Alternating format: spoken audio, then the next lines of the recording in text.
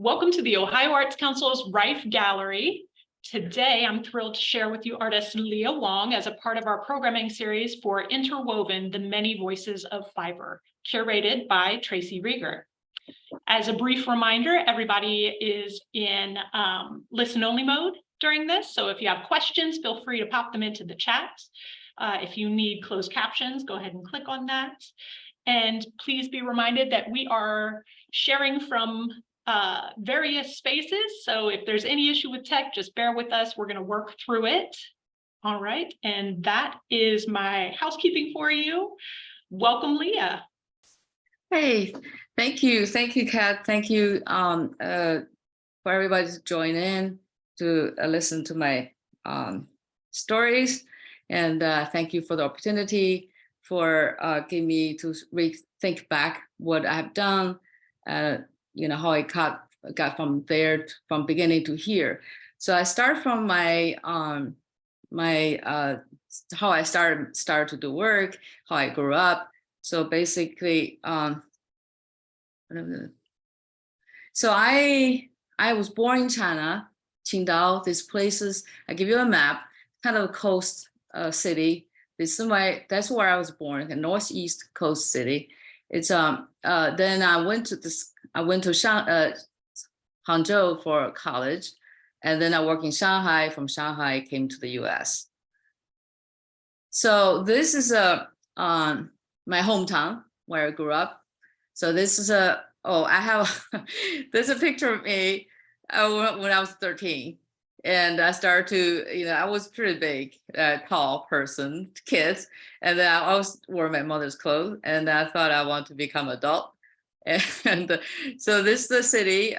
This actually at the beginning, Qingdao was took like a colony for Germany. So from 1898 to 1914.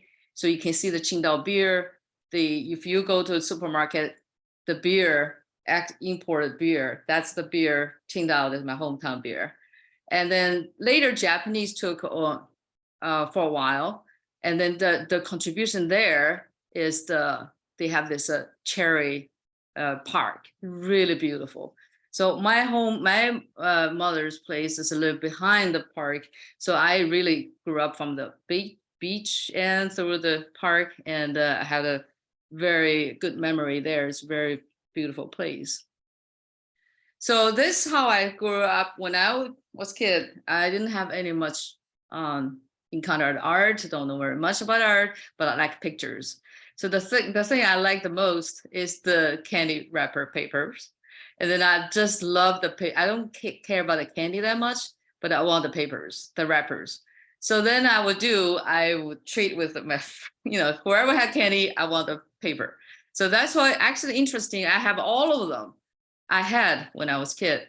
And somehow maybe was popular there at that time. And people kids all play with the stuff. And I found these pictures online. And all of them I had in my collection when I was a kid. Then paper cutouts. When I grew older, I like paper cutouts. This woman I met actually about 10 years ago when I went back to visit my mother. And she reminded me when I was a kid, my friend's mother. So I took a picture and she was selling this stuff. So then this exact same one on the top, I had an exact almost similar kind of cutouts. I did it myself. I copied them. I played with it. And the bottom one, some of them I bought myself, some from the market. So I have this good time with them. Then later on, I become older, I want to do drawing. So this is a Chinese version of a comic book. It's a small book, really small. And the stories, that's what I just use all my money, play with this, buy these books. And then I draw, copy, learn from this. And I have a huge collection of books. I think all my money went there. Then this is my early teenager to late teenagers work. So basically, this is the first one on the top is the one when I was 13. under 14. It's a children's what's called art show. So it has to be under 14. So that was my first painting actually in public displayed. And this one sounds like it's between like 17 to 19, 20. So I think during this time, I got a job actually in theater, a movie theater, to paint the billboard. So this is my studio outside billboard, inside a huge studio, so that we do like every movie I do the billboard for the advertising, and it's really interesting experience there. I was very young, so I had a great huge like people follow me around. I was organizing classes, and then I have young people hang around. So that's what I did. So the park I just mentioned, very close to my mother's home. So I grew up, during that time. So then I went to a beach and come back past the park. There's a zoo. So I will stay there. I have my sketchbook. I would draw animals. So that was down, between this before 20.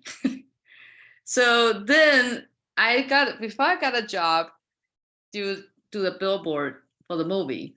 Then my studio, the place I work, but back door was this guy.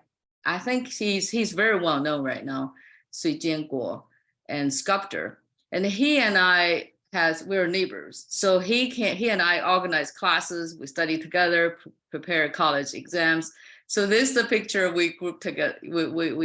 We kind of like hang out, and later we all went to college, different places. So then at that time, during this time when I was studying art, I experiment different things, and then I thought I really want to go to college to study oil painting. So I looked at paintings from, at that time we don't have original piece, only can see from books. So that's what I saw. I saw this artist like Rembrandt, Cassette, and then all these people, Michelangelo, more. So then I thought, wow, this is a beautiful work. I want to study this stuff, this painting. So that was oil painting. I never know what is oil painting at that time, because I know Chinese ink painting, like Chinese traditional painting. That's what I knew. This is really new for me, so I'd like to know more. So I discovered I have to take exam to go to college to study this. So I decided I'm going to take exam.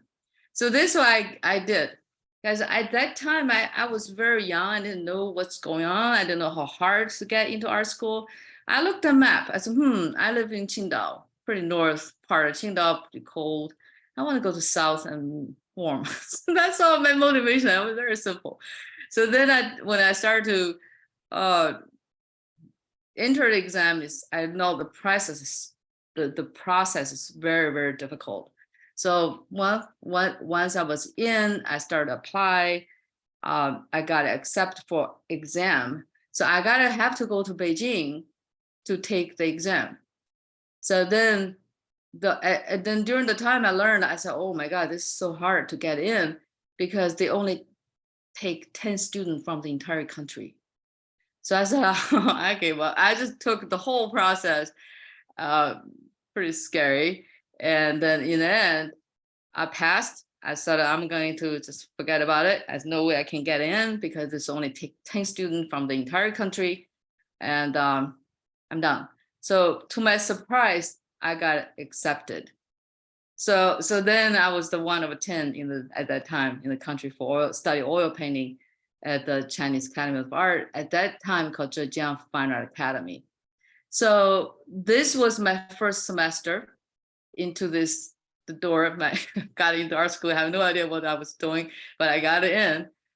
This is the school today. If you go to Hangzhou, you see the gate look like the door like this. But when I was there, this very small and a very, very small school, small territory, but now it looks huge. And this my school when I was in college. This is my first painting, the painting, the first one, portraits. And when I think it was second semester in my art school, And then we had our school has a gallery, museum type gallery. We had, first time I saw original oil painting from an international show. I thought, wow, I've been saying, look, the work like a Rembrandt work, all the on books, magazines, but I never see in person. So then that was the first painting. I went to the gallery, the museum gallery, my school gallery, and I just learned and copied that painting. I want to learn the technique. So of course that was my first one. I was like a second semester of my freshman.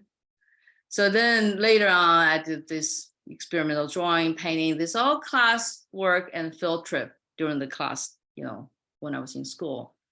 I was pretty much study figurative work. So I was a figure painter. So then later on, as I go, studying school, I start to thought, wow, oil painting, Western art. So it was new to me. And this is become challenge for me. So I thought oil painting was traditional classic, the one I learned. And later on, in school, we started to see, oh, you can do this. It was a kind of shock for me, and to take me a while to understand what is painting, what is oil painting, what's art to begin with. So it's a very big challenge during that time to to rethink what you're trying to learn and to understand what's going on. So this is by this, I think my end of my first senior year. This Zhao Wuji, he went to our school, Chinese Academy of Fine Art at that time, and then he left for France, and he became a very well-known abstract artist in Paris, I think. So if you Google him, he is very he already passed away, but he took a 1 month intensive training for for him, and he came to us for, actually we do like all day from morning to evening classes, and that was me with watching him do demonstration. So then when I graduated, the painter I want, I start to, all the influences, all the studies, I want to do something different. So then I started to paint this long process, thinking to decide what I want to do for my graduation pieces. So that was me in my studio. In the end, I think when we got there, I had a student, 9 plus me 10. There was one girl with me, and then she dropped out, after second year. I think a lot of pressure. That school is not easy to be in, so it was very tough. And then she couldn't handle. In the end, I become the only woman, the only girl in the school, in the oil department entirely. So I was we're signing like studio every two people in one studio. I was the only single female girl. Then they gave me a very big, very good studio space by myself. So I just blocked the window, painted Picasso behind the window, and then the whole studio became my own playground. So I was, that was me. And then these three figures are all the one in these paintings are my classmate. So I was posing hers. I tell her, the one on the right, she was sculptor in the study sculpture, and then that what told her to pose this. So that was my little bit story there. So then later I went to field trip. I studied to draw, to see what I want to do second piece. So this the piece, you can see the clothes I want to model. That's all my classmates wore my clothes and then represented me in there. So I have a little bit in there here. So all the figures are life size. They're pretty big. So that was me graduate this two piece. I was there to tell you the size of the painting and myself, and pretty much the figures,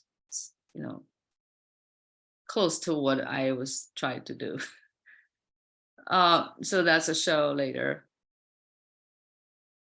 Now, after I graduated, I went to Shanghai. I got a job in Shanghai. First, my job was Donghua University department, the department of fashion. And then I was teaching color design. It's kind of different from doing like a painting. It was interesting. I was there a pretty short time, in a couple of years, and then I got very good chance to get a job in Shanghai Theater Academy, Department of State Design. So this is an interesting period. This is a really, really interesting. So I was the youngest faculty at the time. And then I have a lot of energy. And then I was, told to do a art gallery, contemporary art gallery, to be a manager there. So that was me talking for my opening. And this is interesting for me because it's very important for me to study different things, because I was when I was in art school, I studied oil painting, I studied figurative, I studied all this pretty much in one line, oil painting, art in the fine art area. But when I went to fashion department, I encountered many different people, have different ideas. I was like, oh, that's interesting. And then I went to Shanghai Theater Academy, and my whole circle, social circle, completely changed, because I work with the state designers, makeup costume designers, and then makeup designers, and then, fine art people around, and then directors, all kinds of people. So this really interesting period of time for me. I didn't do very much my own work, but my thinking was go crazy. So during this time of talking and the study, I started to realize about what is traditional art, what is what do we do with tradition. So I started questioning about perspective, space, because that's what I was interested in when I started to learn or Western art, oil painting, compared to Chinese, traditional landscape. This perspective very different. So, one is a mist perspective, like a zigzag, and the other is like focal point, and then you have this sphere perspective, indicate depth. So to me, now I look them together, I say, wow, this is different, but they all have depth. It's very mental. The other one's very, you can see that visually, they're very visual. I don't know. I had this always in mind. I was questioned about this landscape and perspective issues in my head. It's space. So that the left one's my painting, the other one is compared to what I was thinking. So by 1993, before that, I met my husband. So that on the left, I painted his portrait. He didn't finish, never finished. That was 2 years before we married. Then of course, after 2 years, the rest of the story, I married him. And then in 1993, September, that was Shanghai, very old Shanghai. Now this has become small. That was then big, Shanghai International Airport. So that was me departure from Shanghai to San Francisco Airport. So when I arrived to San Francisco Bay Area, so I was there for 2 years. And of course, I didn't speak English. I had zero English. And I had to start from very low level. And so it very confusing. The thing I think I remember when I arrived in San Francisco, I didn't know any English words. I only know the numbers. Clock, September 14th. I remember that date. So it's interesting to see the communication get lost. I was professional, I was pretty good, and then all of a sudden I knew I can't even speak. I couldn't speak. I said, and then I need to study something. So then at that time, computer just started, art, drawing on computer was very fascinating. So I have a friend who has computer, and then a Chinese friend I met in Shanghai, and then she had a computer program can draw. I said, oh, I can't do that. So I instead of I learned some English language. In the meantime, I thought I needed something I can study along with the language. So I studied graphic design. So I studied graphic design in Berkeley, and then I went to Portland, Oregon, finished my graphic design degree there. So during this time, I was doing design, doing illustration, use computer. So this middle piece was published actually in the Adobe Calendar, February 1998. That was, I used their program, I got an award. It was very encouraging. So I thought, oh, okay, I can do that. So of course you get lost, you don't know what to do. I still remember the numbers is very universal. The communication becomes something I really, really feel like is important. So, and then I went to, in 1999, I think, I went to OSU to study, become an independent study, to learn what is art, what is about communication, what do I do? So I tried to relearn, rethink everything. But then when you can't, like me, I was educated a different way. I was teaching other people. Now I have to re-educate myself in a way. I need to unload the stuff I already knew. It's not good to carry stuff you kind of continue the old stuff. So then I need to unlearn, unload, rethink everything. It's a really hard process because it's hard to unlearn. There's a lot of habit there, a lot of stuff. I feel like I have a lot of habit. I need to conquer. I need to reorganize what is art is about. What do I do?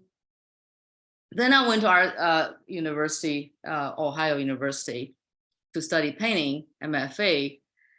These three professors were really has a lot of impact in my art, in my work during that time. So you got good ones, Chris Handel and Bert Pepper. So they are in my committee, and I really, of course, other faculties all great. So this is a major because I studied with them, critique together, got a lot of hammered by them many, many times. So I think it's really good. I really appreciate all this education I got. So during that time when I was at OU, so I really, there's something I always have to answer. It's still actually working. So it's who am I? What I do, what I want to do, what I can do. A lot of things I want to do, maybe you cannot do it. So then why did I do it? How I do it? So this is the stuff I've been thinking. Actually, even now I'm still working on it. And then you question about paintings. You can see from my journey, I got a lot of stuff in my head. So I need to learn what is painting, what a painting is about. So then what is my story? What is my aesthetics? So sometimes, stuff look very good. I just, I can't, kind of connect to it. So I need to learn how to think from others.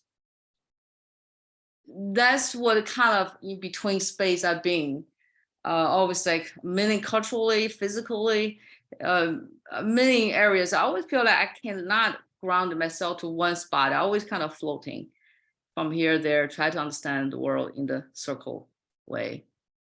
So when I was in that OU, I started to try to learn abstract because I want to forget about all the figurative, all the realism, all the stuff ism. So I thought I'm going to just find something different from what I normally think. So I kind of got into this, somebody in the critique. That's the good things about graduate school. I got a lot of critiques. People question a lot, give me suggestions. And somebody I think mentioned John Cage. I said, that's interesting. So I got to look into John Cage's music, sound. He actually has visual work himself, the Zen, the space, silent space. I got it. I was very inspired by his, and then he kind of this dancing, the movement. So I got into this. I did a series of painting during the time when I was in graduate school. It was pretty interesting. But in the meantime, I still feel like I'm following other people's steps, going back and forth. I still feel like not 100% me. I feel like a very loaded in a different way. So then I get a little bit, push myself to a corner. I don't know what to do. So I think I remember I lost my connection to the past, connection to what I would do now. It's just like, I just feel like I was lost. So this accidentally I found this paper on sale in the art craft store. I bought all this paper. I love this paper. I don't know why. I just love the beautiful color paper. I bought a whole stack of them, and then I thought I'm gonna cut them to see what happened. I just cut play for it. Then I cut really a box of them. It was not, I don't know what it means. It just play. I felt interesting. I got involved. I got so many of them. So I started cut wood. So I said, I can cut wood. I went to a workshop. So this is what I try to experiment stuff. So I got a very good response actually from critique. People started questioning about it, interested. So I need to do something about it. So then I was studying painting in this program. So I put my cutouts into painting, almost like collage. I never done collage before. I mean, before formal training. So this cutouts become a language, part of my painting language. Even the coloring, the creatures I was doing is part of, to me, is element of marks. So marking, lines, strokes.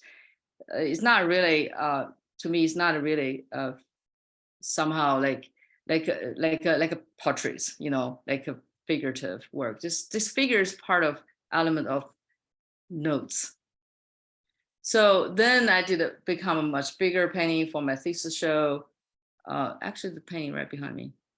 When I got so many cutouts, I wanted to do something independent with the cutout become independent, fly into open space. Because I was not a sculptor, I was not an installation artist. I didn't know very much about space, but I just inch out. I try different things. I still kind of like a painting on the wall, still very very frontal. This is like a painting to me. Just a little bit more. The painting has to be independently, put on the figures. So that's my experimental very very first one. So this is my thesis show, called Life in the Sky. Seems like I always kind of like the sky, the cloud, to see a lot of motion, imagination going on there. Late after I graduated, actually, I kept doing this in this collage cutouts for a few years. And then you can see I always try to break the frame. How am I going to break out? It's just kind of slowly try to figure out what I'm going to do with these cutouts. So of course, go back to painting again. I go back and forth. So you can see the Qingdao thing in my painting, every single thing. This kind of memory, I really miss the ocean. I miss the beach. And sometimes I feel like I need to, that was time I really, somehow I just miss my home, the ocean. So I did a series of ocean painting figures. So then in the meantime, I still want my cutouts come out as independent language, but I still kind of was cautious of what I was doing. And that's another one. When I have my solo show, I always find a way to put a installation somehow on the wall. Now that's the turning point when I was doing completely into installation. It was 2010, the BP oil spill. I remember that story. Look at the bottom, the pictures really, I still don't want to look at it now. So right now I'm looking, I feel like very sad. I feel like I don't want to look at it. So then I saw these pictures, I saw this, I feel very sad. Then at that time I was still teaching at CCD, and then there's faculty show there. And so that was an opening for me. I wanted to do something.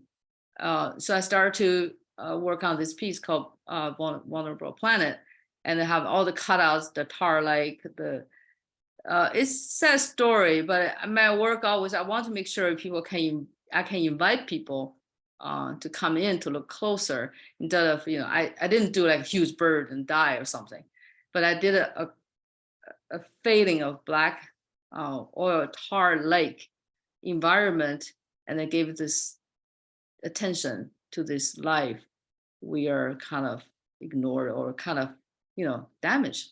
I feel very bad about it. So this, I feel, I started my painting, installation from there. I want to take seriously.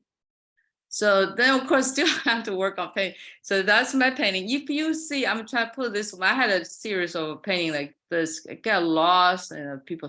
I have a feeling of us, human head, become loaded with all kind of stuff. So I did a series of painting with legs motion. So if you look at this, my current cutouts, I now myself look back, I'm kind of surprised that my pattern still showed up, similar pattern come in. So all this lighting sources, different spaces, just different method. Myself even feel like, oh, I've done this before. I don't really look back very often. So this inspiration for my future, later on installation, when I see the sky, I see the water, I see the connection between sky and water. Just the sky can mirror back. I mean, the water can mirror back the sky, and the reflection is almost like another space, very deep. So I got very interested in this motion, this quietness, this water, the motion, the air. And it's very interesting to me, like water, air, and light is this kind of element we all live within, but we cannot form them. The flow. In the water, if you float, you have to make a container or something, contain them to stop the flow. The minute you open it, they start to flow. I got very interested in this nature, this surrounding, the floating, the infinite space we're living in. So I draw this from the water movement. I draw them, I cut them out, I just play in my studio to see what happened. And I accumulated so many of them. I said, I can make installation. So I started in Shanghai, my first actually installation, to have this water stream, like a cloud mixing together. So it's a floating stream. This one is actually on the right one is Tracy called me for participate. The museum she worked there, Ohio Craft Museum, I think. So yeah, so that was two pieces later on. All from there, I started to do a lot more installation. So of course I used to Sherry Gallery now closed. She used to represent my work. So I show there every other years solo. So then each time I have a show, I have a different work. This is my kind of paper cutouts, like standalone solo. It used to be painting. I was painting before that all the time. Now later in 2015, I was invited to a show, in a group show in the museum, Shanghai. They call it Power Station of Art. It's Contemporary Art Museum. It's very big. So yeah, this is a very, very hard work I did. But anyway, so I put it on the lab. You can see the proportion, human. It's a pretty big piece. You can see the crowd, and then you can see, look at the scale.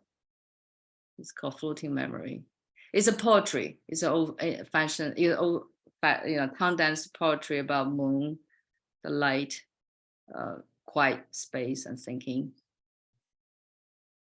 And I think it's an interesting thing to art dialogue, because I think this artist, dancer, who look the little black little strokes, and she was inspired by my little cutouts, and she was mimicking the movement through this design, this little black strokes words. So it's kind of interesting performance and installation go together. I think this is a very interesting idea. This is the picture the museum sent to me, because their activity. I wasn't there. Now this is a second, later on the next year, I was invited to another group show in Shanghai MoCA. And up there, this is a pretty big piece. So they kind of reform, reshape. And I've been doing the reshape, reform, restructure quite a for a number of years. And then it's interesting, every time I do something, I learn something from the new restructure. So that was me doing the installation. It's a pretty big piece. You can see the proportion. This is the show. I have 3 pieces. This one, this 2 from MoCA Shanghai 2016. So there's the individual piece, the shadows, because I think shadow is very, to me, shadow is not physical, but visual. And then it represents a space. So when those 3-dimensional, I think shadow is almost like, to me, like 4th dimension. You from flat to add another layer. This layer is not there, but you can see. It's a very interesting space for me to explore. So of course, from big to small, because when I was painting billboard for a very long time ago, I remember the billboard is so big, and I have to paint most billboards for movie. Every movie has figures, and a lot of them had, because the eye is so big, the highlight. I remember my brush has to be the smallest brush I use, 2 inches. I use between 2 inches to 6 inches brushes to paint portraits. So I was thinking, oh, I know how to control huge paintings. I need to learn how to control. I always think about you make the space, you manipulate space into a mental structure.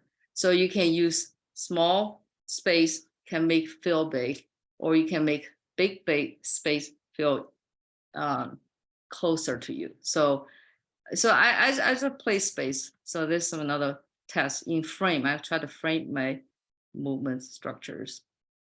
So I always pay attention to my surroundings, especially sky, water, trees, plants. And when the winter, this is my experience. When I walk on the lake, the water was frozen. Then I realized, wow, when water is moving, and then when they froze, they look like sculpture. It's very beautiful, the space, but of course it has to be frozen. And then when you take this space to here, I start to realize my paper can be frozen too. So paper is very flexible, water is flexible. I push them into a freezing point. So now from that idea, I start to go on to see how I'm going to create still point of a wave.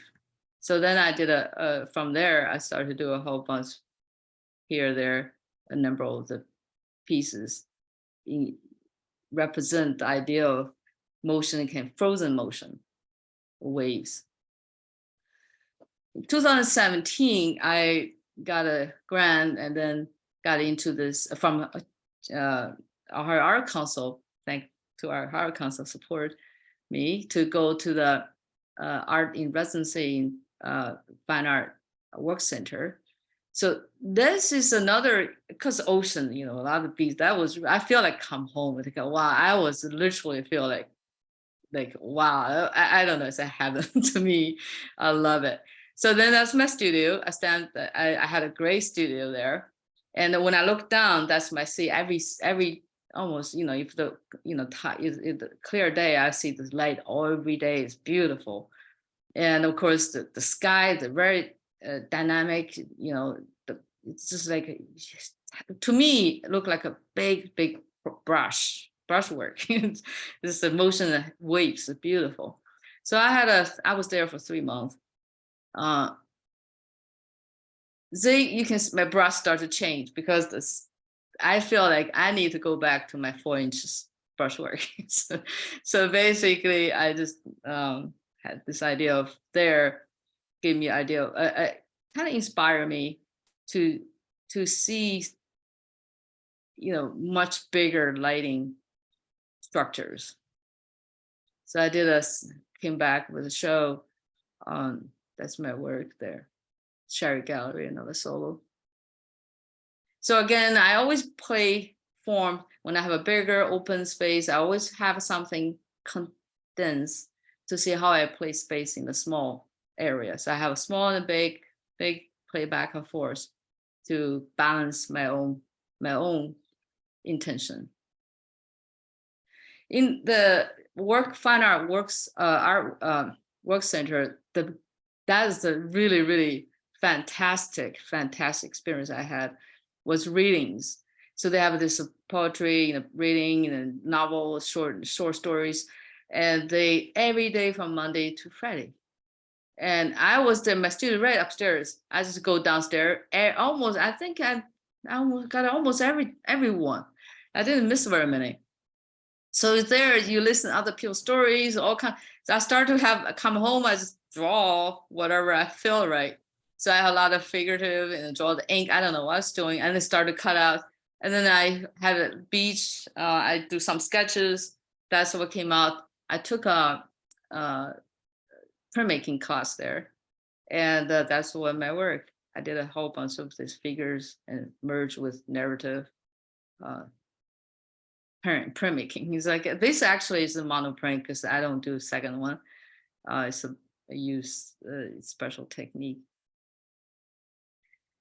Now go back to light again. So when I was had a group show 2019, and I was when I visited Mansfield Art Center there. So I was told to do an installation in the middle center, the entry area.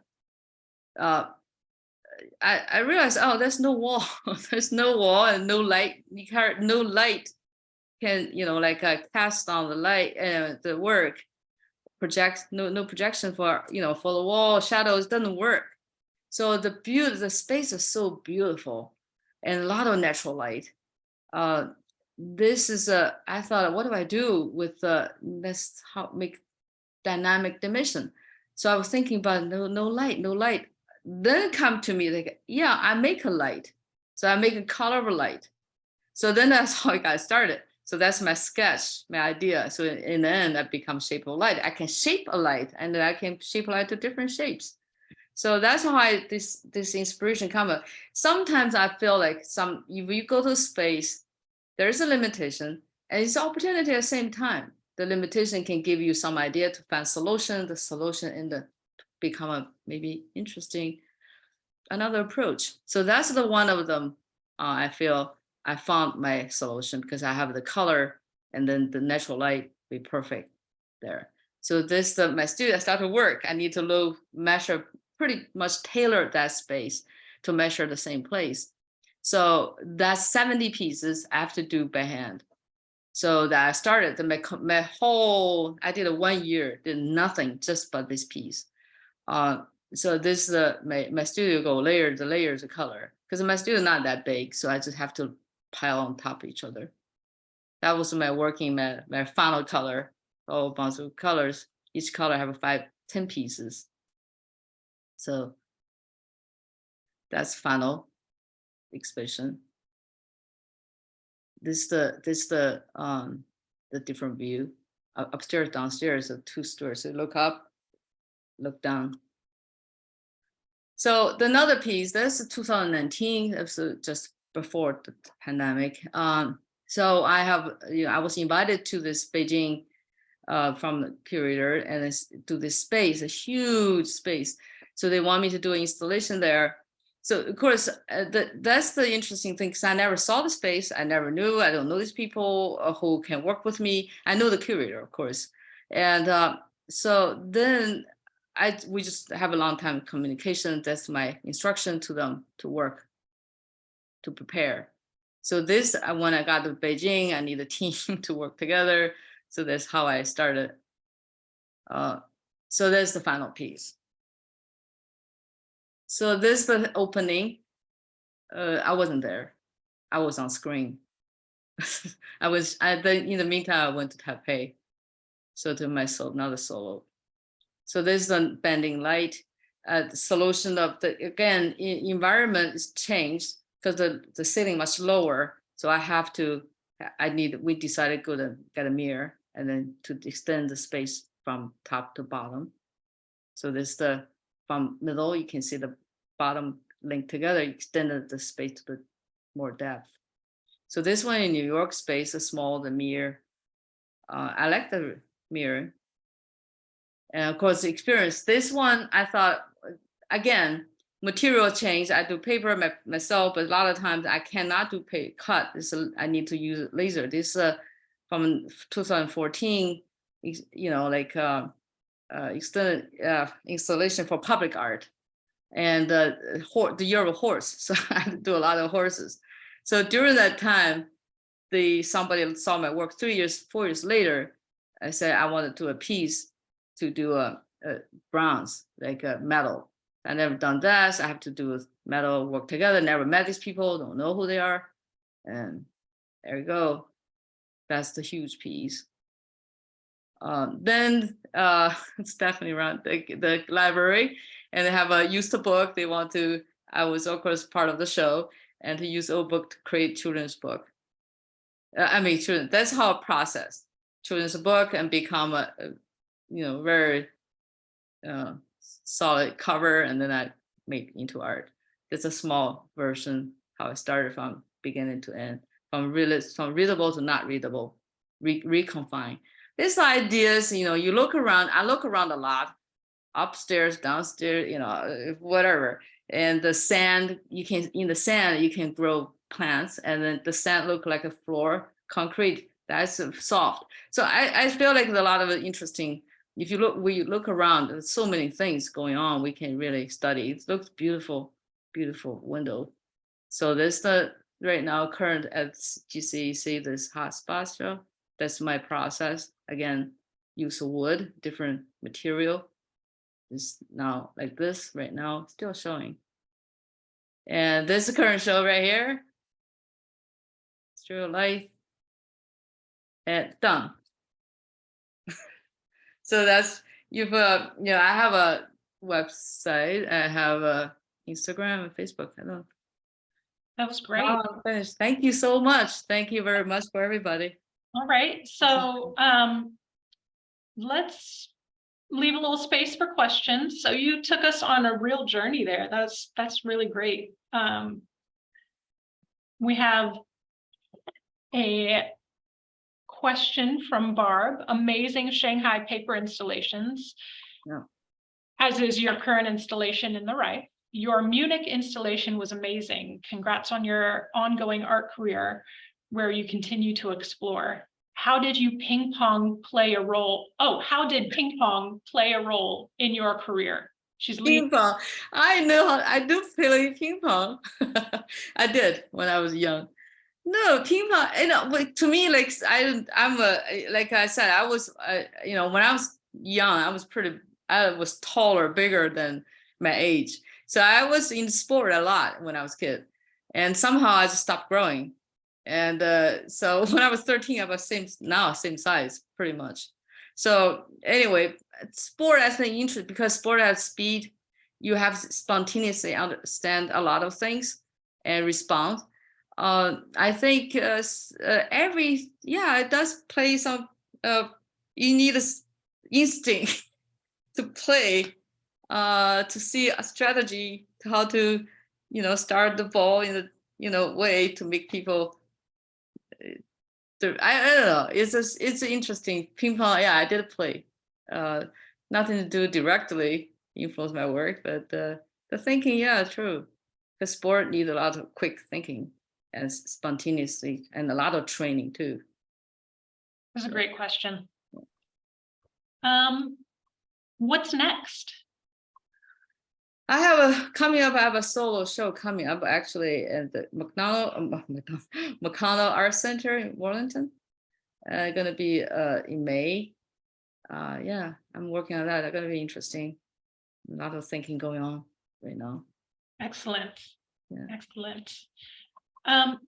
So in some of your works, color became really important. In other works, it's really about shape and play of value. Can you talk a little bit about how you identify what direction you're going to take on that or if it's not really important, it's just a part of the, talk a little bit about that. I think I have a very because you can some colors some work very colorful, some very quiet.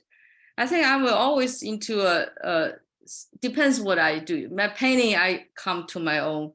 At that time, I have a certain period of time. I'm very quiet. I can go pretty extreme on both sides. I can be very quiet. I just want to be alone. So that period of time, I would do very quiet stuff, very calm, almost like a meditating. And then sometimes I get when the light, the colorful, it kind of get very excited. And that was for myself. Then for the environment, that's different though. So if you go to installation, for example, I do see if the work can cooperate with the environment.